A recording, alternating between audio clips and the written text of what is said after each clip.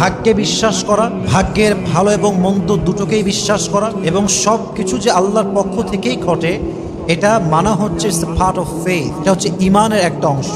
যে ভাগ্যে বিশ্বাস করে না তার মাঝে ইমানের ত্রুটি যুবক ভাইরা আছে না নাই? কোরআনে আল্লাহ তাআলা বলেছে, আমি প্রতি জিনিসকে নির্ধারিতভাবে কি করেছি? সৃষ্টি করেছি। যখন যেটা হবার তখন সেটা হবে, এবং সেটা ঘটাবে একজন। তিনি কে?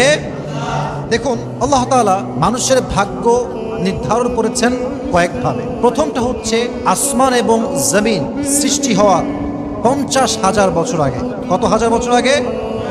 আরেকটি আছে, সেটা হচ্ছে ভাগ্য নির্ধারণ হয়েছে যখন সমস্ত মানব ছিল আদম আলাইহিস সালাতু ওয়াস সালামের পৃষ্ঠদেশে থাকাকালে, যখন মানুষ ছিল তখন ভাগ্য নির্ধারণ করা হয়েছে। আরেকটা হচ্ছে মানুষ যখন মাতৃগর্ভে ছিল, এই মাতৃগর্ভে থাকার সময় মানুষের রিজিক কি হবে, মানুষের ভাগ্যে কি আছে এটা লিখে দিয়েছে একজন। তিনি কে?